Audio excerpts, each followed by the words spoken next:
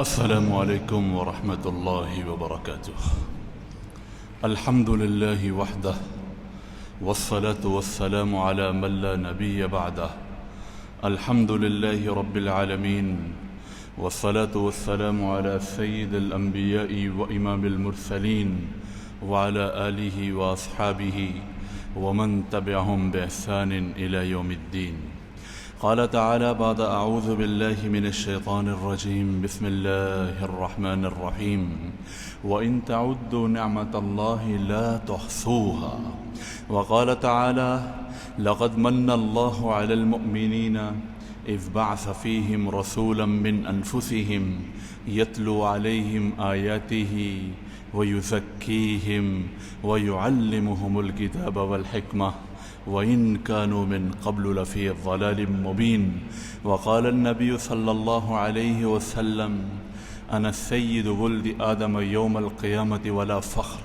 وقال النبي صلى الله عليه وسلم إنما بعثت لأتمم مكارم الأخلاق.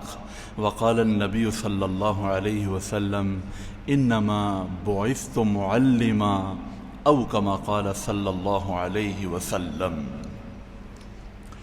میرے محترم بھائی اور دوستو، اللہ رب العزت نے قرآن پاک میں ایمان والوں سے کہا ہے کہ میں نے تم پر ایک بہت بڑا احسان کیا، میں نے ایمان والوں پر بہت بڑا احسان کیا کہ انہی میں سے ایک رسول کو بھیجا.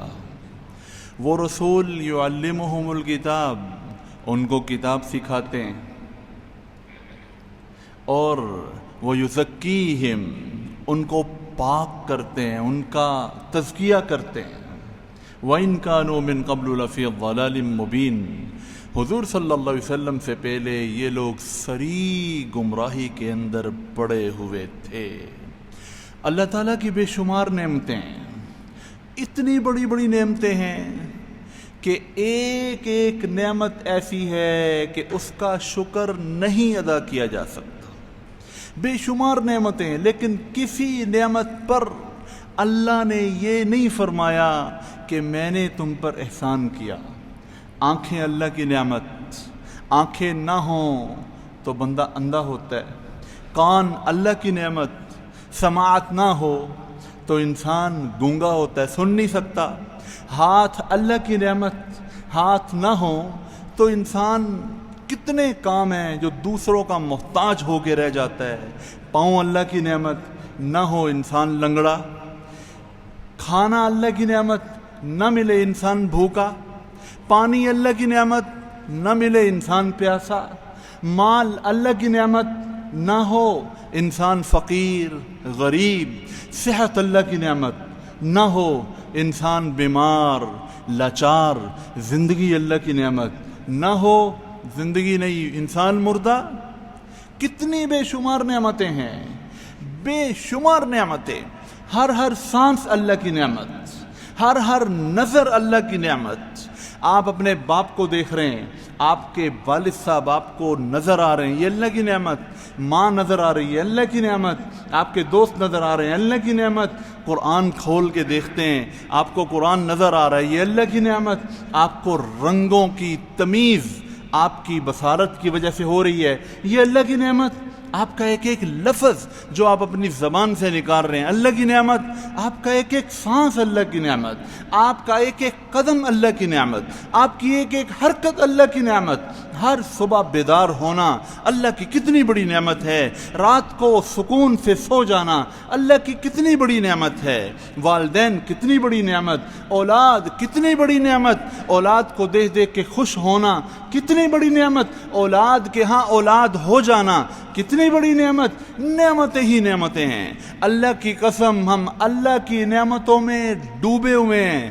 اللہ کی نعمتوں کے سمندر میں ہم غوطے کھا رہے ہیں، اور ہر طرف دائیں سے بائیں سے، اوپر سے نیچے سے، آگے سے پیچھے سے اللہ کی نعمتوں کی بارشیں ہو رہی ہیں اور سیلاب آیا ہوا ہے. اتنی اللہ کی نعمتیں ہیں بے شمار، لیکن کسی نعمت پر اللہ نے ہمیں یہ نہیں کہا کہ میں نے تمہیں بصارت دی، یہ میرا تمہارے اوپر احسان ہے، میں نے تمہیں گویائی دی، یہ میرا تم پہ احسان ہے، میں نے تمہیں سماعت دی، میں نے تمہیں عقل دی، میں نے تمہیں زندگی دی، میں نے تمہیں صحت دی۔ کسی بھی نعمت پر اللہ رب العزت نے نہیں فرمایا کہ یہ میں نے تم پر احسان فرمایا، لیکن ایک ایسی عظیم الشان نعمت اللہ نے ہمارے اوپر کی، اللہ نے ہمیں اتنی بڑی نعمت عطا فرمائی کہ اس پر اللہ نے قسم اٹھا کے فرمایا، سیدھا یہ نہیں فرمایا من اللہ علی المؤمنین، بلکہ قسم اٹھا کر لقد من اللہ علی المؤمنین، کہ بڑی جاندار قسم کی قسم کا یہ معنی دیتا ہے۔ لقد لام قسم کے معنی میں ہے، قد اس میں اور زیادہ پختگی اور مضبوطی لے آتا ہے کہ میں نے ایمان والوں پر بہت بڑا احسان فرمایا کہ میں نے انہی میں سے ایک رسول محمد صلی اللہ علیہ وسلم کی شکل میں مبعوث فرمایا۔ حضور صلی اللہ علیہ وسلم جو اللہ نے ہمیں عطا کیے ہیں، اللہ نے جو ہماری ان کے ساتھ نسبت جوڑی ہے، اللہ نے جو ہمیں ان کا روحانی فرزند بنا دیا ہے، اللہ نے جو ہمیں ان کی امت میں پیدا فرما دی ہے، اللہ اس نعمت کو احسان کے طور پر گنوا رہے ہیں اور ہمیں بتا رہے ہیں کہ میں نے تم پر بہت بڑا احسان کیا کہ میں نے تمہیں محمد صلی اللہ علیہ وسلم کی شکل میں اپنا محبوب عطا فرما دیا۔ یہ اللہ کی بہت بڑی نعمت ہے۔ اللہ تعالیٰ کے ہاں دنیاوی چیزوں کی کوئی قدر و منزلت نہیں، اللہ تعالیٰ کے ہاں اور جتنی بھی نعمتیں ہیں وہ اللہ تعالیٰ عطا فرماتے ہیں، اللہ کی نظر میں ان کی کوئی اتنی قدر و منزلت نہیں ہے، لیکن حضور صلی اللہ علیہ وسلم کی قدر و منزلت اللہ کی نظر میں سب سے زیادہ ہے۔ اسی لیے اللہ تعالیٰ نے احسان کا ذکر فرمایا کہ میں نے ایمان والوں پر احسان فرمایا کہ ان کو میں نے اپنا محبوب صلی اللہ علیہ وسلم عطا فرما دیا۔ کون اپنا محبوب کسی کو دیتا ہے؟ کوئی دیتا ہے؟ کوئی اپنا محبوب کسی کو نہیں دیتا، لیکن اللہ نے اپنا محبوب حضور صلی اللہ علیہ وسلم اس امت کو عطا فرمائے ہیں، لہذا یہ اللہ کا بہت بڑا احسان ہے۔ حضور صلی اللہ علیہ وسلم امت پر اللہ کا سب سے بڑا احسان ہے، سب سے بڑی نعمت ہے۔ اس کا اندازہ ہم کیسے لگائیں؟ عربی زبان کا مقولہ ہے الاشیاء تعرف بالاذات، چیزیں اپنی ضدوں سے پہچانی جاتی ہیں۔ ایک آدمی صحت مند تھا، تندرست تھا، آ رہا تھا جا رہا تھا، خدا نخواستہ ایکسیڈنٹ ہو گیا اور صاحب فراش ہو کے رہ گیا۔ اب اس کو اپنی تندرستی یاد آئے گی، اب اس کو اپنی ٹانگوں کا چلنا معلوم ہوگا کہ اللہ کی کتنی بڑی نعمت تھی، اپنی مرضی سے آتا جاتا تھا۔ ایک آدمی کی خدا نخواستہ بینائی چلی گئی، اس کو پتہ لگے گا کہ بینائی کتنی بڑی نعمت تھی۔ ایک آدمی روشنی میں بیٹھا ہوا ہے، رات کا وقت ہے، ایک دم لائٹ چلی جاتی ہے، سارے ایک دوسرے کو دیکھ رہے تھے لیکن اب کسی کو کوئی نظر نہیں آ رہا، تو پتہ لگے گا کہ کتنی بڑی نعمت تھی روشنی۔ جب اس کے مخالف معاملہ پیش آتا ہے پھر اس کی قدر و منزلت ہوتی ہے۔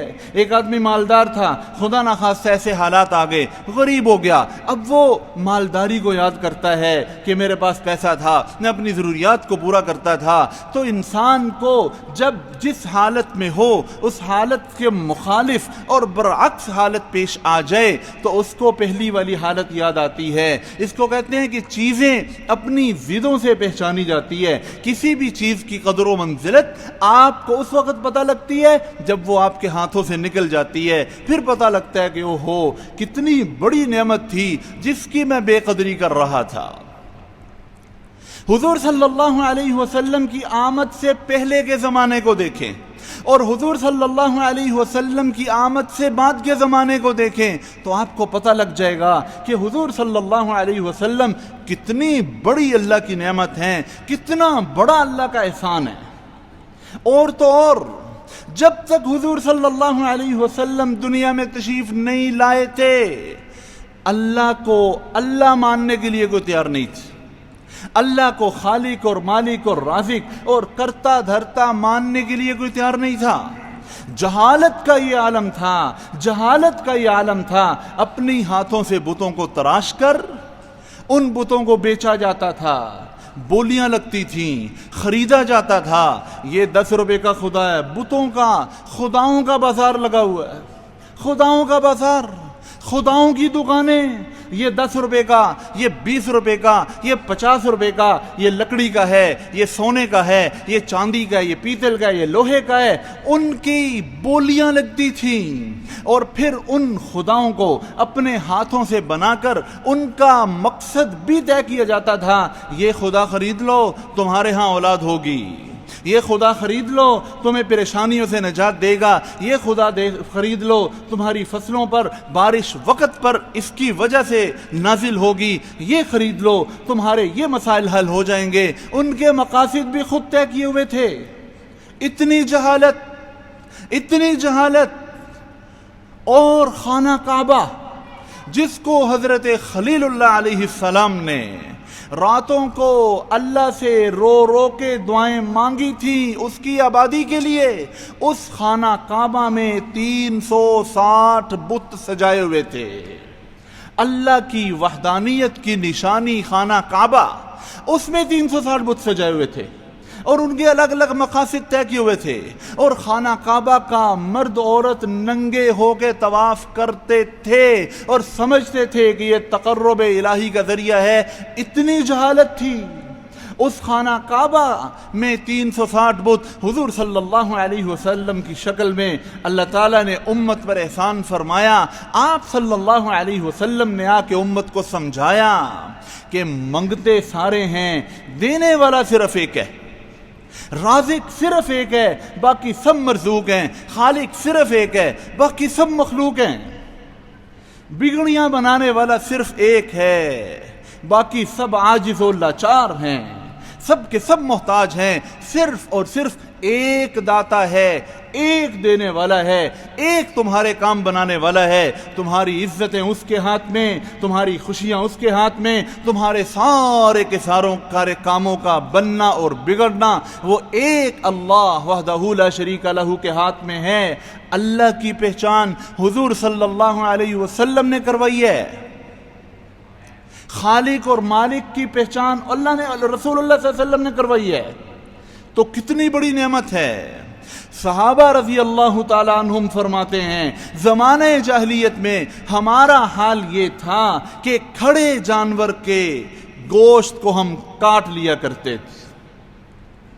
جانور کھڑا ہے، اونٹ کھڑا ہے، اور جا کے نیزے اور تلوار سے اور کسی تیز آلے سے کھڑے جانور کی ٹانگ کے قریب سے یا جہاں سے ہمارا دل کرتا تھا ہم گوشت کاٹ کے پکا کے کھا لیا کرتے تھے، اور وہ جانور تڑپتا تھا اور وہ ادھر ادھر تڑپتے ہوئے بھاگتا تھا، اور ہم اس کو دیکھ دیکھ کے خوش ہوتے تھے اور ہمیں مزہ آتا تھا، دیکھو کیسے تڑپ رہا ہے، دیکھو کیسے تڑپ رہا ہے۔ اور حضور صلی اللہ علیہ وسلم نے آگے کیا سمجھایا کہ جب تم جانور کو ذبح کرنے لگو اپنی چھری اچھی طرح تیز کر لیا کرو، کہیں ایسا نہ ہو کہ تمہاری چھری اچھی طرح تیز نہ ہو اور اس کے تیز نہ ہونے کی وجہ سے جانور کو ذبح ہوتے وقت زیادہ تکلیف ہو۔ یاد رکھو اگر تمہاری چھری تیز نہیں تھی اور تمہاری چھری کی وجہ سے جانور کو تکلیف زیادہ ہوئی، اس کی گردن کٹنے میں زیادہ وقت لگا، تو اس کے تڑپنے سے اللہ کا عرش ہل جائے گا۔ اتنا سمجھایا، کتنی انسانیت کو کہاں سے کہاں پہنچایا، تحت الثری سے اوج ثریہ تک پہنچا دیا۔ کیا حال تھا انسانوں کا۔ روایات میں آتا ہے کہ عربوں کا یہ حال تھا کہ ان کے جو غلام ہوتے تھے ان غلاموں کو درخت کے ساتھ باندھ دیتے تھے، اور عرب اپنے بیٹے کو تیر اندازی سکھاتے ہوئے کہتا تھا، وہ سامنے غلام درخت کے باندھا ہوا ہے، وہ حرکت نہیں کر سکتا، اس کو ایسے باندھا ہوا ہے، اس کی دائیں آنکھ میں تیر مارو، پتہ لگے تمہارا نشانہ ٹھیک ہے یا نہیں۔ اس کی بائیں آنکھ میں وہ تڑپ رہا ہے، وہ چیخے مار رہا ہے، وہ لہو لہان ہو رہا ہے، اور یہ اپنے بچے کے نشانے اس سے ٹھیک کروا رہا ہے۔ اور حضور صلی اللہ علیہ وسلم نے غلاموں کے کتنے حقوق سکھائے ہیں، غلاموں کے کتنے حقوق سکھائے ہیں، پڑوسیوں کے کتنے حقوق سکھائے ہیں۔ حضور صلی اللہ علیہ وسلم سے پہلے سب سے قریب ترین رشتہ، سب سے پیارا رشتہ ماں، اس کی کوئی قدر و قیمت نہیں تھی۔ ماں کو ماں کے حقوق نہیں دیے جاتے تھے، ماں کے ساتھ اتنا برا سلوک کیا جاتا تھا کہ اس کو سن کے ہمارے رونگٹے کھڑے ہو جائیں، اتنا برا سلوک۔ کتابوں میں لکھا ہے کہ جب کوئی بندہ فوت ہو جاتا تھا، اس کی بیوہ، اس کے بیٹے جب وراثت باپ کی تقسیم کرتے تھے تو اپنی ماں کو کہتے تھے کہ تو بھی ہمارے والد کی وراثت ہے، اب تیرے ٹکڑے تو ہم کر نہیں سکتے، لہٰذا وہ اپنی ماں سے بدکاری کرتے تھے کہ ہم نے اپنے باپ کی وراثت سے یوں ہم نے فائدہ اٹھانا ہے۔ آپ اندازہ فرما لیں، حضور صلی اللہ علیہ وسلم نے ماں کی عظمت سکھائی، ماں کا مقام بتلایا، فرمایا کاش میری ماں زندہ ہوتی، عشاء کی نماز کا وقت ہو چکا ہوتا اور میں مصلی امامت پہ کھڑے ہو کر اللہ اکبر کہہ کے نماز شروع کر چکا ہوتا، میری ماں جو پردہ اٹھا کے مجھے آواز دیتی، محمد بیٹے بات سنو، میں فرض نماز توڑ کر جا کے بات سنتا، لبیک یا اماں جی حکم فرمائیں، کیا کام ہے؟ نماز بعد میں پڑھ لوں گا، آپ بتائیں آپ کو کیا کام ہے؟ بتایا ماں کی عظمت کیا ہے، ماں کی شان کیا ہے، ماں کے قدموں کے نیچے جنت ہے، ماں کی خدمت جنت کی چابی ہے۔ اگر تم نے اپنی ماں کو راضی کر لیا، اپنے باپ کو راضی کر لیا، رضا الرب فی رضا الوالد و سخط الرب فی سخط الوالد، باپ کی رضا میں رب کی رضا ہے، باپ کی ناراضگی میں رب کی ناراضگی ہے۔ باپ کی رضا کو رب کی رضا کا ایک معیار قرار دے دی، باپ کی ناراضگی پر حکم لگا دیا، اگر تمہارا باپ تم سے ناراض ہے تو پھر اس کا مطلب یہ ہے کہ اللہ پاک بھی تم سے ناراض ہے۔ اتنی عظمت سکھائی۔ حضور صلی اللہ علیہ وسلم کے پاس ایک دفعہ اماں حلیمہ ملنے کے لیے آ گئیں۔ اماں حلیمہ اس وقت بہت بوڑھی ہو چکی تھی، ملنے کے لیے تشریف لے آئیں۔ وہی دیہاتی ماحول، پراگندہ بال، میلے کچیلے کپڑے، ایسی ملنے کے لیے اپنے رضائی بیٹے محمد صلی اللہ علیہ وسلم کے پاس آئیں۔ حضور صلی اللہ علیہ وسلم نے ان کا ایسا اکرام کیا، صحابہ حیران کہ یا رسول اللہ یہ بوڑھی عورت کون ہے کہ آپ نے اپنی وہ چادر ان کے قدموں کے نیچے بچھائی جس چادر کا قرآن میں ذکر ہے، اور آپ نے ان کی خدمت کی، ان کو بیٹھ کے دباتے رہے، ان کو آپ نے جو کچھ ان کی خدمت کر سکتے تھے ان کو کھلایا پلایا، اور جاتے وقت تحائف اور ہدایا سے مالا مال کر کے ان کو بڑی ہی عزت سے آپ نے الوداع کہا۔ فرمایا یہ میری ماں اماں حلیمہ تھیں، انہی کے پاس میرا بچپن گزرا تھا۔ اور حضور صلی اللہ علیہ وسلم سے پہلے بہن کی کوئی قدر و قیمت نہیں تھی، بہن کے ساتھ العیاذ باللہ ایسا سلوک کیا جاتا تھا کہ جانوروں کے ساتھ بھی وہ سلوک نہیں کیا جاتا، عضو معطل سمجھا جاتا تھا بہن کو۔ مرنے والا ساری جائیداد خود بیٹوں کے حوالے کر کے جاتا تھا، اگر اس کی اچانک موت واقع ہوتی تھی تو بھائی اپنی بہن سے کہتے تھے کیونکہ تو ایک عورت ہے، عورت ہونے کی وجہ سے تیری ایک جانور جتنی بھی اوقات نہیں ہے، لہذا اس کو بالکل وراثت سے فارغ کر دیتے تھے، ایک پائی بھی اپنی بہن کو نہیں دیتے تھے۔ حضور صلی اللہ علیہ وسلم نے بہنوں کی عزت سکھائی، ان کا مقام بتایا کہ بہن کی کیا عزت ہے۔ غزوہ طائف کے موقع پر آقا صلی اللہ علیہ وسلم اپنی جگہ پہ تشریف فرمائیں اور 300 قیدیوں کو صحابہ رضی اللہ تعالی عنہم قید کر کے آپ صلی اللہ علیہ وسلم کی خدمت کی طرف لے کے آ رہے ہیں۔ ایک صحابی بھاگتے ہوئے حضور صلی اللہ علیہ وسلم کے پاس آئے، عرض کی یا رسول اللہ ہم 300 قیدیوں کو لے کے آ رہے ہیں، اس میں ایک بڑی اماں بھی ہے، وہ عجیب عجیب باتیں کر رہی ہے، وہ بہت بہادر ہے، وہ کہتی ہے کہ مجھے کس کے پاس لے کے جا رہے ہو؟ ہم نے اسے کہا ہم اپنے آقا محمد صلی اللہ علیہ وسلم کے پاس تمہیں لے کے جا رہے ہیں۔ تو وہ کہنے لگی وہ محمد، وہ قریشی، وہ مکہ والا، ہاں ہم اپنے آقا صلی اللہ علیہ وسلم کے پاس، وہ تو میرا بھائی ہے۔ اس کو تو میں کندھوں پہ اٹھا کے پتہ نہیں کتنا پھرتی رہی ہوں، وہ تو میرے ساتھ بکریاں چراتا رہا ہے، وہ تو میرا بھائی ہے، مجھے جلدی لے جاؤ اس کے پاس۔ حضور صلی اللہ علیہ وسلم نے جیسے ہی حضرت شیمہ کا نام سنا، حضور صلی اللہ علیہ وسلم بے قرار ہو کے اٹھے کہ میری بہن کو قید کر کے لایا جا رہا ہے۔ ایسی بے قراری سے اٹھے کہ کندھوں سے چادر سرک کے نیچے گر گئی۔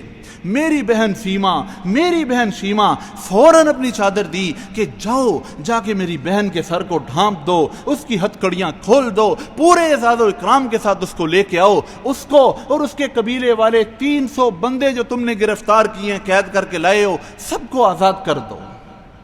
جب حضرت شیمہ قریب آئیں، آگے بڑھتے ہیں اور بڑی ہی محبت سے اپنی بہن کا استقبال کرتے ہیں اور ان کو بٹھاتے ہیں، ان کا اعزاز و اکرام کرتے ہیں، ان کے ساتھ دل لگی کی باتیں کرتے ہیں اور بڑے اعزاز و اکرام کے ساتھ ان کو مالا مال کر کے واپس لوٹاتے ہیں۔ صرف انہی کو نہیں، ان کے قبیلے کے 300 اور قیدیوں کو بھی حضور صلی اللہ علیہ وسلم چھوڑ دیتے ہیں، بتاتے ہیں کہ بہن کی عظمت کیا ہوتی ہے، اس کو ہدایہ اور گفٹ وغیرہ دیتے ہیں، تحفے تحائف سے مالا مال کر کے بھیجتے ہیں، ہمیں یہ بات سمجھاتے ہیں اپنی بہنوں پہ خرچہ کیا کرو، اپنی بہن کو گفٹ دیا کرو، کچھ نہ کچھ اس کے گھر لے جایا کرو، تمہاری بہن ہے وہ، بہن بھائی جیسا رشتہ کوئی نہیں، کوئی اور رشتہ نہیں بہن بھائی جیسا۔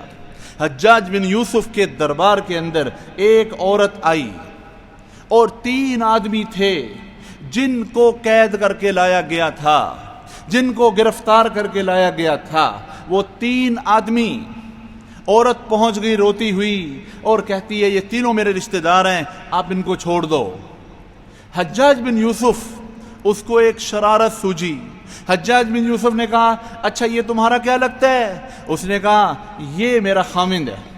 یہ کیا لگتا ہے؟ اس نے کہا یہ میرا بھائی ہے۔ یہ کیا لگتا ہے؟ یہ میرا بیٹا ہے۔ اس نے کہا میں ایک کا تمہیں اختیار دیتا ہوں، ان میں سے ایک کو تو چھڑوا لے، 2 کو میں نے قتل کرنا ہی کرنا ہے۔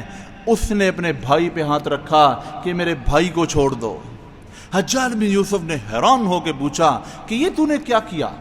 میں نے تو کہا تھا تو اپنا خامند چھڑائے گی، میں نے تو کہا تو اپنا بیٹا چھڑائے گی۔ اس نے کہا خامند اور مل سکتا ہے، بیٹا اور مل سکتا ہے، بھائی اور نہیں مل سکتا۔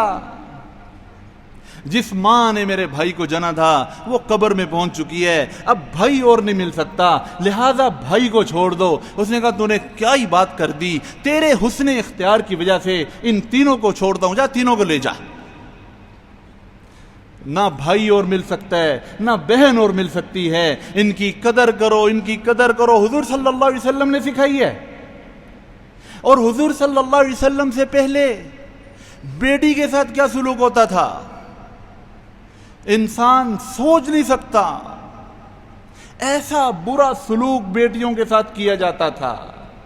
آج ہم اپنی بیٹیوں کو جو پیار کرتے ہیں، آج ہم جو ان کا ماتھا چومتے ہیں، آج ہم ان کو دیکھ کے جو خوش ہو جاتے ہیں اور ان کے لیے دعائیں کرتے ہیں، اللہ کی قسم یہ حضور صلی اللہ علیہ وسلم کی رحمت کا صدقہ ہے، آپ کی تعلیم کا صدقہ ہے، ورنہ حضور صلی اللہ علیہ وسلم سے پہلے جو بیٹیوں کا حشر ہوتا تھا الامان الحفیظ۔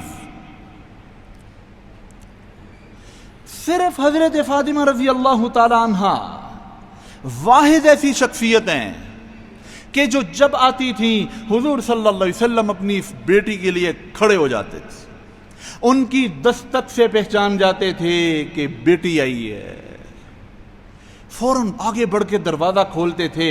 جیسے ہی حضرت فاطمہ گھر میں داخل ہوتی تھیں ان کی پیشانی چومتے تھے، کبھی ان کا ہاتھ چومتے تھے اور اپنی جگہ پہ ان کو لے کے آتے تھے۔ پہلے حضرت فاطمہ کو بٹھاتے تھے، بعد میں خود بیٹھتے تھے۔ اور جب حضور صلی اللہ علیہ وسلم حضرت فاطمہ رضی اللہ عنہ سے ملنے جاتے تھے وہ بھی یوں ہی کرتی تھی، اپنے والد صاحب کا حضور صلی اللہ علیہ وسلم کا ہاتھ چومتی تھیں اور بڑی محبت سے لا کے اپنے والد صاحب کو بٹھاتی تھیں اور بعد میں آپ بیٹھتی تھیں۔ حضور صلی اللہ علیہ وسلم نے اپنے عمل سے ثابت کیا کہ آپ صرف اور صرف بیٹی کے احترام میں کھڑے ہوتے تھے اور کسی کے احترام میں نہیں کھڑے ہوتے تھے۔ سارے ہی آپ کے غلام ہیں، سارے آ رہے ہیں جا رہے ہیں، سیدنا ابو بکر، سیدنا عمر، کتنے بڑے بڑے صحابہ ہیں، آ رہے ہیں جا رہے ہیں، حضور صلی اللہ علیہ وسلم تشریف فرما ہیں، کھڑے ہو کے آگے بڑھ بڑھ کے استقبال نہیں کرتے، لیکن سیدہ فاطمہ رضی اللہ عنہا جب بھی آتی ہیں حضور صلی اللہ علیہ وسلم ان کے احترام میں کھڑے ہو جاتے ہیں اور پوری مسلمان قوم کو یہ پیغام دیتے ہیں کہ بیٹی بہت بہت احترام کے قابل ہے۔ کھڑے ہو کے اس کا استقبال کرتے ہیں اور آ کے پہلے ان کو بٹھاتے ہیں، پھر خود ساتھ بیٹھتے ہیں۔ احترام سکھایا کہ بیٹی محبت کرنے کی چیز ہے، دھتکارے جانے کی چیز نہیں ہے۔ حضور صلی اللہ علیہ وسلم کے مجلس میں ایک صاحب آئے، مسلمان ہو گئے تھے۔ یا رسول اللہ، ایک بہت بڑا مجھ سے گناہ ہوا ہے، وہ گناہ رات کو میری چیخیں نکلوا دیتا ہے، اس کے تصور سے میں رو پڑتا ہوں اور چیخیں مار مار کے روتا ہوں، کیا اسلام لانے سے سارے گناہ معاف ہو جاتے ہیں؟ حضور صلی اللہ علیہ وسلم نے فرمایا، کون سا ایسا گناہ ہو گیا اسلام سے سارے گناہ؟ کیا تو نے شرک کیا ہے؟ اس نے کہا شرک کیا ہے؟ کیا تم نے کوئی زنا کیا تھا؟ اس نے کہا زنا میں نے بڑے بڑے گناہ کیے ہیں، لیکن ایک ایسا گناہ ہے جو مجھے رات کو سونے نہیں دیتا اور میں رات کو تڑپ جاتا ہوں، چیخے مار کے روتا ہوں۔ فرمایا کون سا گناہ ہو گیا ایسا؟ انہوں نے کہا جی کہ میں سفر پہ جا رہا تھا اور بڑا لمبا سفر تھا اور کئی سال کا میرا وہ تجارتی سفر تھا۔ جب میں گھر سے نکلنے لگا میری بیوی حمل سے تھی، میں جاتے ہوئے اس کو کہہ کے گیا اگر بیٹا ہوا اس کو پالنا پوسنا تربیت کرنا بڑا کرنا، اور اگر بیٹی ہوئی تو یہی کھود کے اس کو دبا دینا، ہمیں بیٹی نہیں چاہیے۔ میں کئی سال کے بعد جب واپس آیا، گھر میں شام کے وقت پہنچا تو گھر میں ایک ننھی سی بچی بھاگ دوڑ رہی ہے، میرے آنے پہ خوشیاں منا رہی ہے اور میرے ساتھ میٹھی میٹھی باتیں کر رہی ہے۔ مجھے وہ بڑی بھلی لگی، بڑی پیاری لگی۔ میں نے اپنی بیوی سے کہا یہ کون ہے؟ اس نے کہا جی آپ اگر برا نہ مانیں تو میں آپ کو سچ بتاتی ہوں، یہ آپ ہی کی بیٹی ہے، یہ آپ ہی کی بیٹی ہے۔ اچھا، ایک دم میری طبیعت میں ناگواری آ گئی اور ساری رات میں کروٹیں بدلتا رہا اور میں یہ سوچتا رہا کہ صبح جب میں اٹھ کے جا کے اپنے دوستوں سے ملوں گا تو میرے دوست مجھے کیا طعنہ دیں گے، تو وہ ہے جس کے گھر میں بیٹی ہے؟ ان قریب کوئی شخص تیرا داماد کہلائے گا، کسی کو تو جہیز دے گا، کسی کے ساتھ اپنی بیٹی کی تو شادی کرے گا، داماد بنائے گا۔ تو ساری رات اس پریشانی میں کہ یہ کیا مصیبت میرے گلے پڑ گئی، مجھے نیند نہیں آئی، میں کروٹیں بدلتا رہا۔ صبح اٹھ کے سب سے پہلے میں نے یہی کام کیا، اپنی بیوی سے کہا اس کو تیار شیار کروا دو، میں نے اس کو کہیں لے کے جانا ہے، کہیں سیر کروانے اس کے ماموں کے گھر لے کے جانا ہے۔ بیٹی بڑی خوش کہ میں آج اپنے بابا کے ساتھ جا رہی ہوں، اس کو کیا پتا کہ میرے ساتھ کیا ہونے جا رہا ہے۔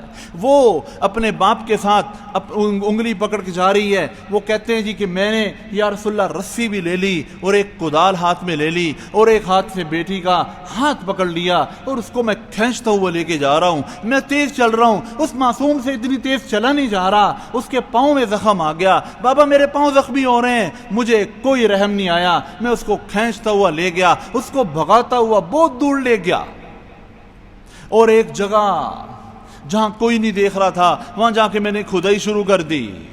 اور میری بیٹی کی محبت کا عالم یہ ہے کہ وہ اپنے ننھے سے دوپٹے کے ساتھ میرا پسینہ صاف کر رہی ہے اور اپنے دوپٹے کے ساتھ مجھے ہوا دے رہی ہے کہ بابا اتنی زیادہ گرمی ہے، آپ کو پسینہ آ رہا ہے۔ یا رسول اللہ مجھے رحم نہیں آیا۔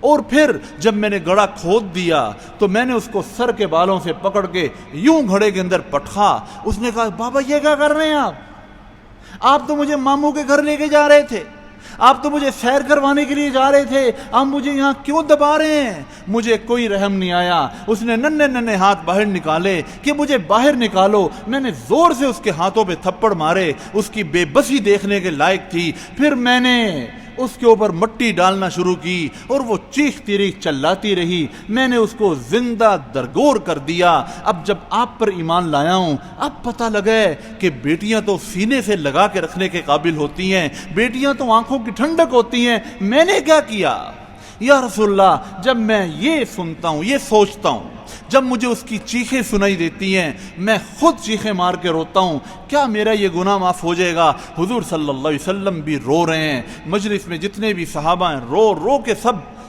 نڈھال ہو گئے۔ اس نے ایسی کارگزاری سنائی، فرمایا ان الاسلام یہدم ما کان قبلہ، اسلام پچھلے سارے گناہوں کو معاف کر دیتا ہے۔ تو کہنے کی بات یہ ہے کہ بیٹیوں کے ساتھ یہ سلوک ہو رہا تھا اور حضور صلی اللہ علیہ وسلم نے ان کی عظمت سکھائی، اسی لیے اللہ تعالیٰ نے قرآن میں گویا قسم اٹھا کے فرمایا کہ اے ایمان والو، تم پہ میں نے بڑا ہی احسان کیا ہے کہ محمد صلی اللہ علیہ وسلم تم کو عطا کیے ہیں۔